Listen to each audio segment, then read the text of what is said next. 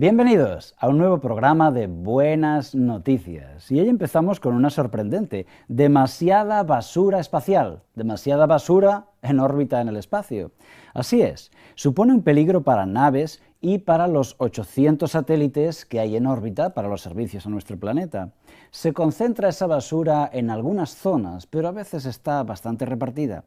La Estación Espacial Internacional tuvo en el año 2010 que cambiar su órbita para evitar chocar con un grupo de estos residuos galácticos.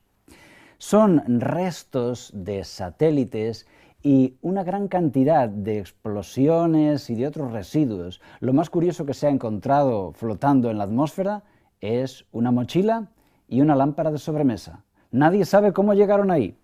Estados Unidos tiene 25 puntos de observación por medio de radar y por medio de telescopios que están continuamente vigilando los movimientos que hacen estos grupos de residuos para que no supongan un problema ni para el ejército ni para las comunicaciones. La empresa Nitto Seimo es una empresa japonesa puntera en tratamiento de residuos en el espacio. Y ellos tienen un proyecto especialmente interesante. Están construyendo una tremenda red que literalmente va a pescar estos residuos en el espacio. Se trata de una red que tendrá varios kilómetros de ancho y varios kilómetros de alto, y que los alambres serán apenas de 1 milímetro de grueso, de un material especialmente resistente, y literalmente avanzarán por el espacio pescando en esa red los residuos que estén en órbita. Demasiada basura en el espacio, pero esta red va a intentar recuperarla y eliminarla. Ojalá pudiéramos hacer lo mismo con la basura moral, con los pecados, con la maldad humana. Pues bien, buenas noticias. Existe esa red para el tratamiento de la basura moral, para el tratamiento de los pecados, y la Biblia le llama el santuario, una auténtica profecía en 3 dimensiones, una auténtica profecía en la cual nos explica el plan de la salvación paso por paso. No te pierdas este interesante programa.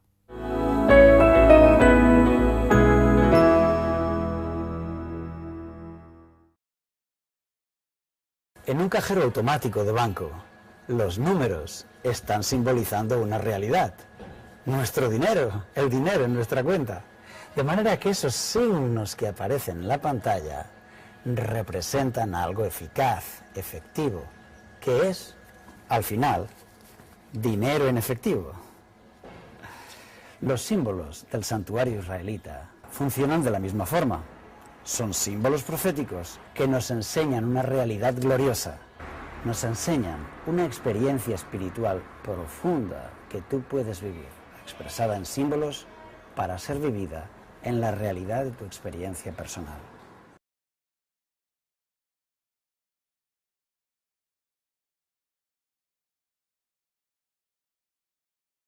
¿Sabe usted lo que son los templos de expiación? Según la Iglesia Católica, un templo de expiación es aquel en el cual se pueden expiar los pecados de las personas. Es un centro especial de la administración del perdón.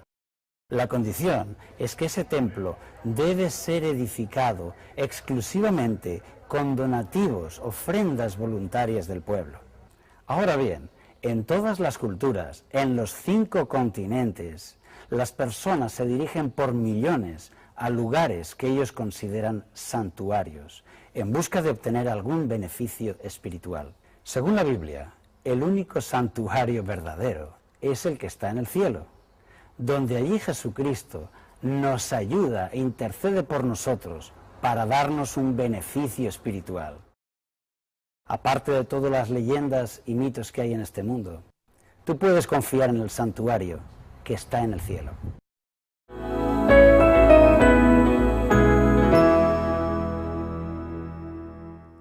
Prepárate para ver desplegado el plan de la salvación profético en símbolos tangibles. Eso es el santuario israelita. Éxodo 25, 8 y 9 dice así: harán un santuario y habitaré entre ellos. Aquí Dios mismo está ordenando que construyan el santuario y deben hacerlo exactamente tal y como Él lo ha dado en el modelo.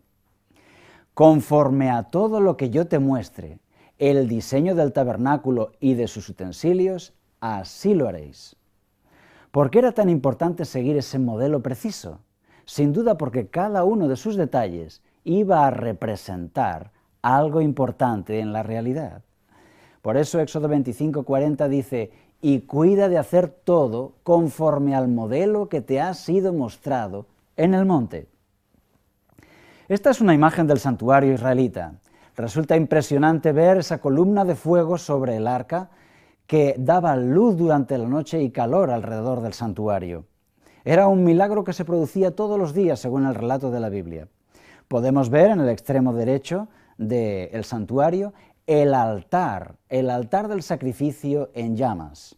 A su izquierda encontramos la pila del agua, donde los sacerdotes hacían sus lavamientos antes de hacer cualquier rito. Esta parte de aquí representa la tierra. Y esta parte de aquí, que se esconde a la vista de los hombres, representa el cielo. Todo lo que está aquí en el atrio es de bronce. Todo lo que está aquí dentro del tabernáculo es de oro. Aquí fuera no hay ángeles, porque representa la salvación en la tierra, mientras que dentro del santuario las cortinas están bordadas de ángeles. Dice Levítico 1:4, pondrá su mano sobre la cabeza de la víctima, y el Señor la aceptará para expiación suya. Es decir, que el sacerdote llevaba al cordero y el pecador ponía su mano sobre la cabeza de la víctima, y entonces el cordero era degollado. Una víctima inocente moría en lugar del pecador.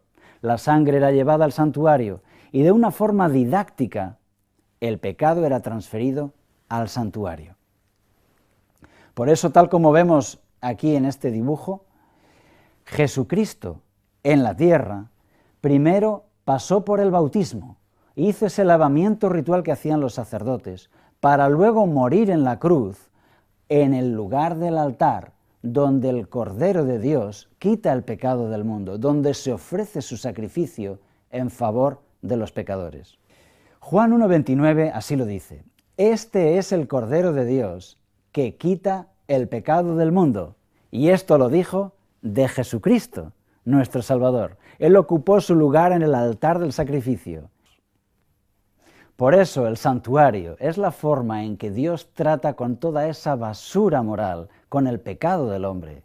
La persona no volvía del santuario a su casa con sus pecados, sino que la persona volvía a su casa perdonada y limpiada, porque, de forma didáctica, sus pecados los había asumido el santuario. Volvía a su casa perdonado. Sus pecados habían quedado en ese basurero para el pecado, en el santuario israelita.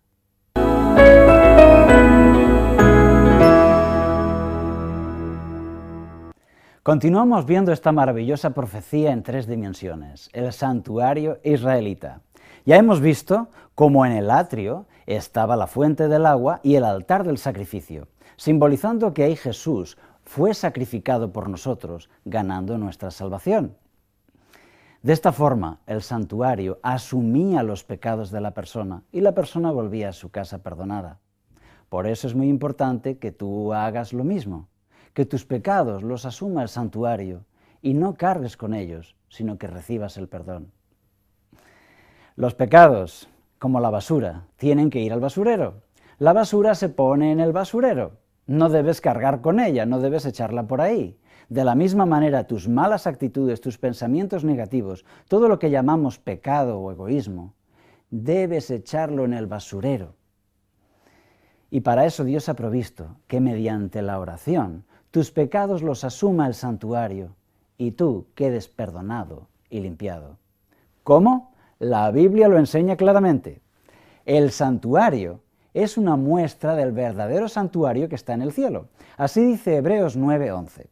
Pero Cristo ya vino y ahora es el sumo sacerdote de los bienes definitivos. El santuario donde Él ministra es más grande y más perfecto, y no es hecho por mano de hombre, es decir, no es de este mundo. El verdadero santuario, aquel en el que Cristo trabaja por nuestro perdón, no está hecho con postes y con lonas. No es terrenal, es celestial y, como dice aquí, no es de este mundo. Estos sacerdotes sirven en un santuario que es copia y sombra de lo que hay en el cielo. Por eso Dios dijo a Moisés cuando iba a levantar el santuario: haz todas las cosas conforme al modelo que te fue mostrado en el monte. Dicho de otra manera, el santuario israelita era una profecía en 3 dimensiones de lo que iba a ser la realidad. Hay un santuario en el cielo, el cual efectivamente asume nuestros pecados para ser perdonados. Por eso, todos los símbolos del santuario tienen un extraordinario significado, muy importante para nosotros. Se explican en Éxodo capítulo 31.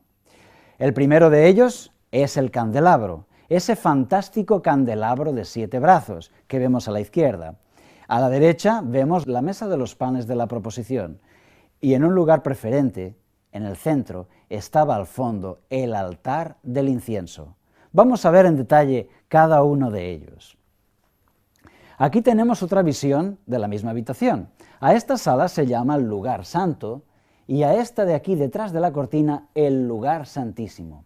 En el lugar santo tenemos el candelabro y la mesa de los panes formando pareja y luego el altar del incienso, mientras que el candelabro y la mesa de los panes tienen un significado hacia afuera, hacia la humanidad. El altar del incienso tiene un significado hacia adelante, hacia Dios. Y en el lugar santísimo solamente tenemos el arca de la alianza con su tapa, el propiciatorio encima de ella. El candelabro se le llama menorá, es hasta el día de hoy el símbolo oficial de la nación de Israel. ¿Pero qué significa en la Biblia? Este candelabro de 7 brazos está representando a Jesús, la luz del Evangelio, la luz de la verdad, como dice Juan 8:12. Otra vez les dijo Jesús: yo soy la luz del mundo, el que me sigue no andará en tinieblas, sino que tendrá la luz de la vida. O sea que en un mundo de tinieblas está ese candelabro de 7 brazos alumbrando. Si tú llegas a comprender verdades de la Biblia, no es porque seas muy listo, es porque desde el santuario Jesucristo está enviándote luz para que tú puedas comprender. Ese era el símbolo y la realidad está en el santuario celestial. Frente a él la mesa de los panes, que también tiene una función para la humanidad. ¿Qué significa el pan? Jesús nos lo dijo claramente, Juan 6:35. Entonces Jesús declaró: yo soy el pan de vida, el que viene a mí nunca tendrá hambre. De esta manera, Jesús simboliza también el pan. Si por la luz podemos entender, ahora que entendemos necesitamos fuerzas, y esas fuerzas nos las da el pan. Igualmente que para tener fuerzas en la vida física necesitamos el alimento, así también este símbolo nos dice que Él nos va a dar las fuerzas.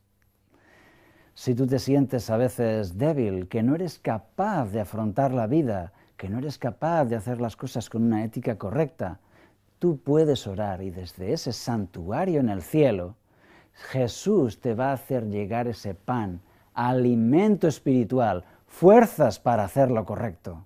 Si la luz nos hizo comprender, ahora el pan nos dará las fuerzas y nos dará la victoria. Y así llegamos a esa tercera figura de oro, y es el altar del incienso. Este altar de incienso no es como el altar del sacrificio que está en el atrio. Aquí todo está simbolizando el cielo, el santuario del cielo. Y en el cielo, ¿qué simbolizará que se ofrezca incienso? Dice la Biblia en Apocalipsis 5:8. Cada uno tenía un arpa y una copa de oro llena de incienso, que son las oraciones de los santos. Si le preguntásemos a este versículo, ¿qué simboliza el incienso en la profecía? Pues claramente nos contestaría: el incienso son las oraciones de los santos. Esas oraciones de los santos suben a la presencia de Dios y a Él le agradan, como a nosotros nos agrada el aroma del incienso. Otro texto, Apocalipsis 8:3, dice: y le dieron mucho incienso para que lo ofreciera con las oraciones de todos los santos sobre el altar de oro que está delante del trono. Aquí volvemos a encontrar lo mismo, el incienso representando las oraciones. Y Jesús pone mucho incienso, añade incienso para interceder delante de Dios. Y esto es una hermosa verdad, porque, por desgracia, con nuestras oraciones no habría suficiente. No tenemos ningún derecho a reclamar nada allá arriba. Sin embargo, Jesús pone también su propio incienso, añade su intercesión, y eso es suficiente para que se pueda cumplir cualquier cosa que tú pidas para tu bien espiritual. Y así llegamos a Hebreos 7, 22 al 25. Cristo intercede por ti. Esta es la gran enseñanza del santuario.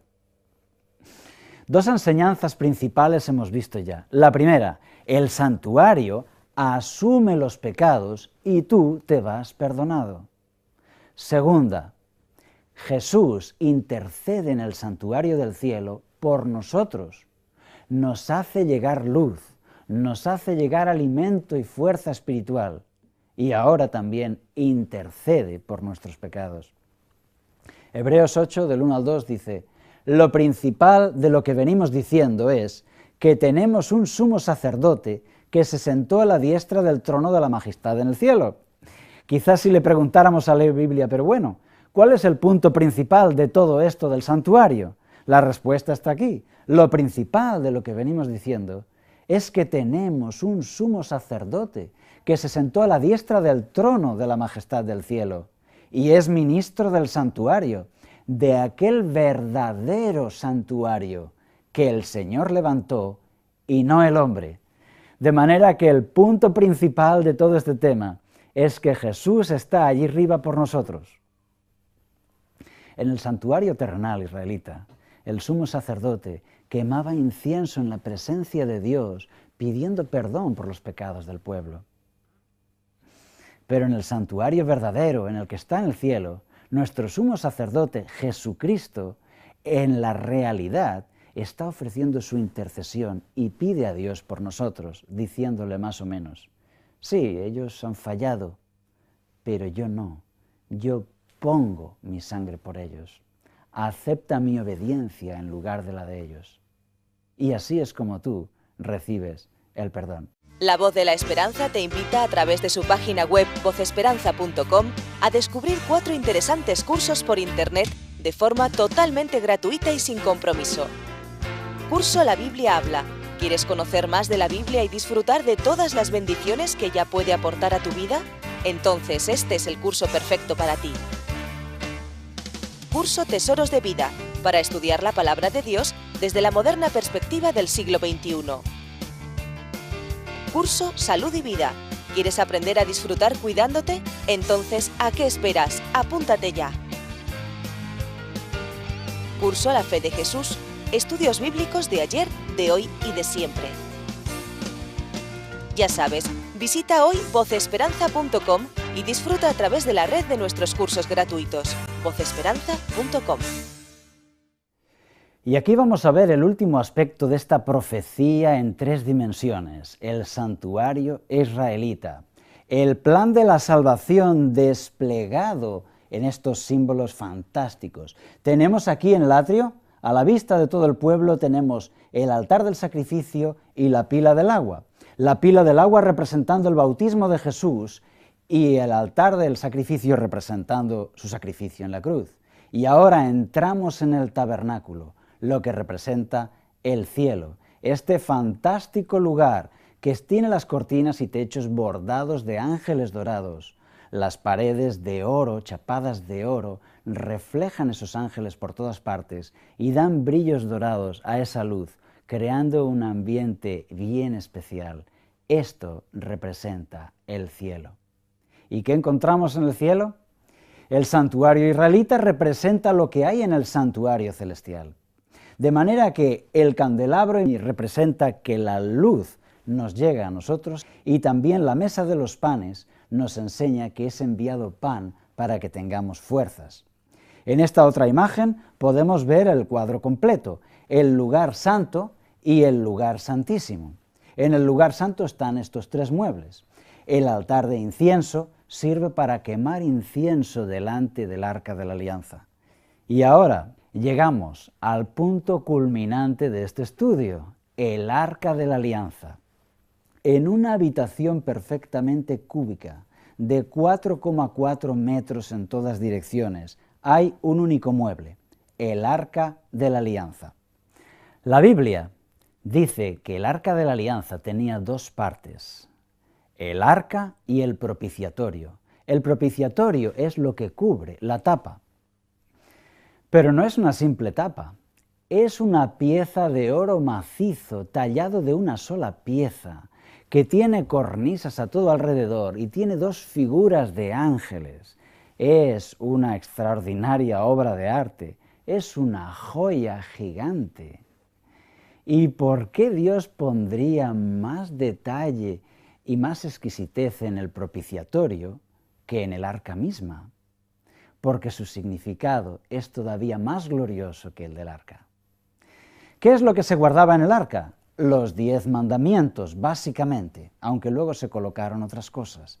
Es el arca del testimonio, y el testimonio son los 10 mandamientos. De manera que lo que tenemos aquí es el arca de los 10 mandamientos.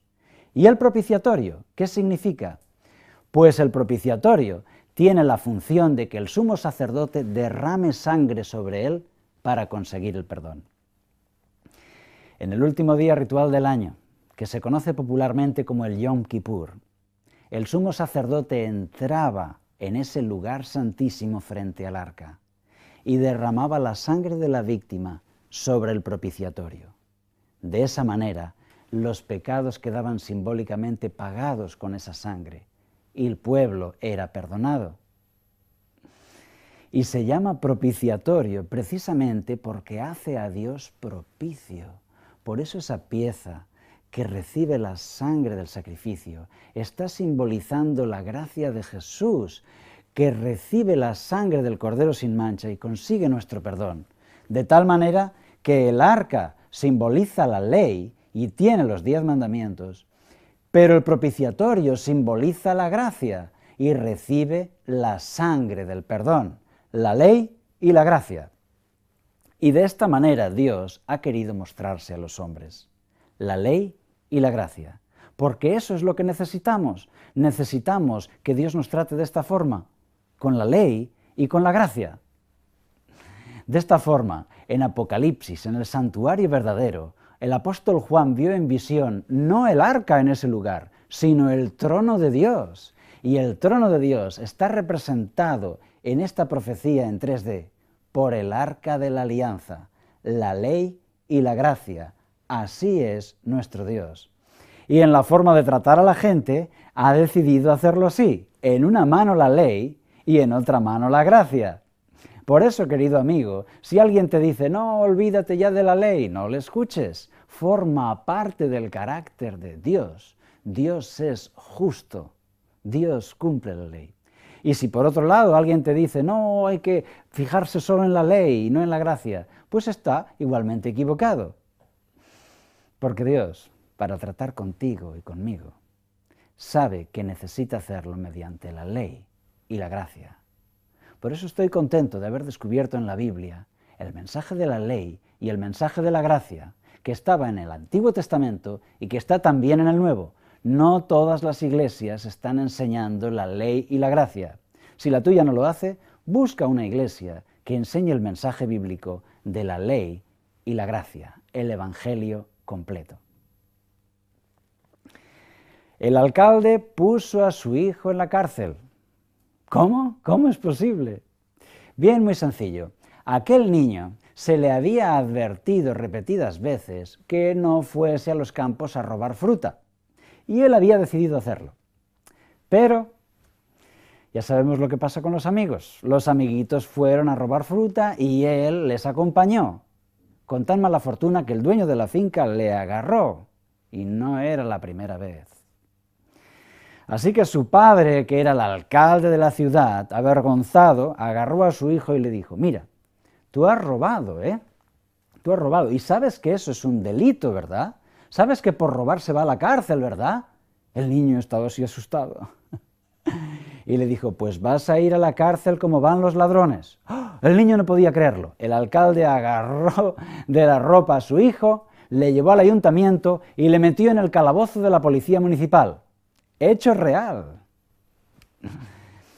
Y luego volvió a su casa, porque en el corazón del padre la única preocupación era educar y ayudar a su hijo a ser una buena persona. No podía permitirle más fechorías. Pero por otro lado tenía muchas ganas de ir corriendo y sacarle del calabozo cuanto antes. Así piensa el corazón de un padre, ¿verdad? Así que habló con su esposa y pensaron, lo que va a pasar es que el alguacil, cuando vea que el niño está llorando, le va a abrir la cárcel y le va a decir, niño, vete a tu casa ya. Y para evitar eso, tomó una decisión. El alcalde escribió una nota, fue a la cárcel y la pegó en la puerta del calabozo. La nota decía, prohibido terminantemente poner en libertad al preso, firmado el alcalde. Total que el muchachito pasó la noche en la cárcel y aprendió una lección que no olvidó nunca. La pena por ese robo hubiera sido 2 semanas de cárcel, pero la mañana siguiente, tan pronto como amaneció, ahí estaba el padre, abriendo la puerta, abrazando a su hijo. La ley y la gracia. Ese muchacho, que ya es mayor, recuerda este suceso y dice que eso le ayudó, le ha servido para toda su vida. Él pudo aprovechar de su padre la ley y la gracia. Así trata Dios con nosotros y espero que tú puedas apreciar el valor de la ley y el valor de la gracia porque las dos vienen de Dios. Hasta aquí fue este programa sobre el santuario. Nos veremos en otro programa de Buenas Noticias. Hasta pronto.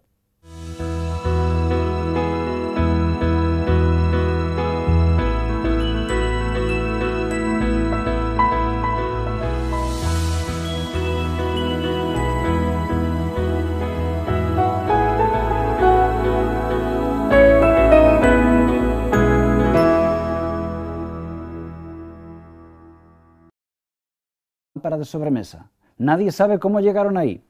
Estados Unidos tiene 25 puntos de observación por medio de radar y por medio de telescopios que están continuamente vigilando los movimientos que hacen estos grupos de residuos para que no supongan un problema ni para el ejército ni para las comunicaciones. La empresa Nitto Seimo es una empresa japonesa puntera en tratamiento de residuos en el espacio. Y ellos tienen un proyecto especialmente interesante. Están construyendo una tremenda red que literalmente supone un peligro para naves y para los 800 satélites que hay en órbita para los servicios a nuestro planeta. Se concentra esa basura en algunas zonas, pero a veces está bastante repartida. La Estación Espacial Internacional tuvo en el año 2010 que cambiar su órbita para evitar chocar con un grupo de estos residuos galácticos. Son restos de satélites y una gran cantidad de explosiones y de otros residuos. Lo más curioso que se ha encontrado flotando en la atmósfera es una mochila y una lámpara con la maldad humana. Pues bien, buenas noticias. Existe esa red para el tratamiento de la basura moral, para el tratamiento de los pecados. Y la Biblia le llama el santuario. Una auténtica profecía en 3 dimensiones. Una auténtica profecía en la cual nos explica el plan de la salvación paso por paso. No te pierdas este interesante programa.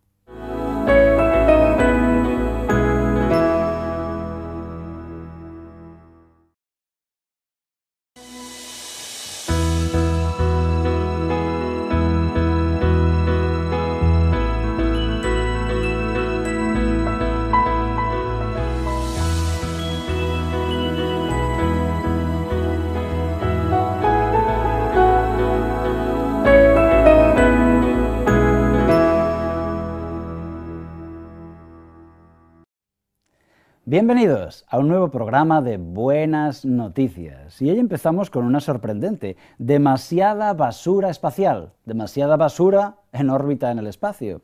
Así se va a pescar estos residuos en el espacio. Se trata de una red que tendrá varios kilómetros de ancho y varios kilómetros de alto, y que los alambres serán apenas de 1 milímetro de grueso, de un material especialmente resistente, y literalmente avanzarán por el espacio pescando en esa red los residuos que estén en órbita. Demasiada basura en el espacio, pero esta red va a intentar recuperarla y eliminarla. Ojalá pudiéramos hacer lo mismo con la basura moral, con los pecados,